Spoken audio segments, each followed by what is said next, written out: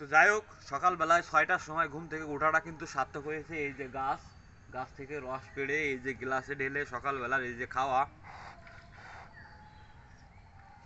আমি আর আমার ছোট ভাই আসছিলাম রস সংগ্রহ করতে। তো যাই হোক, যশোর জেলার কিন্তু এইটাই ঐতিহ্য, আর যশোর জেলার কিন্তু খেজুরের রসের জন্য অন্যতম।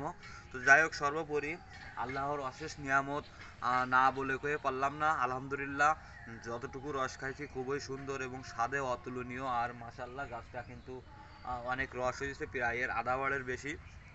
যাই হোক, সকালবেলায় উঠাটাই মোটামুটি সার্থক হয়ে গেছে। তো আমরা আজকে এখন বাড়ির দিকে চলে যাব। তো অলরেডি আমাদের কিন্তু আগে পরে কয়েকটা গাছ থেকে রস পাড়া হয়ে গেছে সামনে গাছটার পাশে। আর এখন আমরা এইটা নিয়ে বাড়ি চলে যাব। আর এখানে 1 গ্লাস রস ঢালছিলাম, সেটা খাওয়া হয়ে গেছে। তো যারা আর কি যশোর জেলার ভিতরে বসবাস করেন, যাদের এরকম রস খাওয়ার সামর্থ্য আছে, সকালবেলায় ঘুম থেকে উঠে তারা অবশ্যই ট্রাই করবেন। এর আসলে অন্যরকম একটা স্বাদ, আর এই অনুভূতি কিন্তু ভোলার না। যাই হোক, আল্লাহ হাফেজ, ধন্যবাদ, সবাই সুস্থ থাকবেন।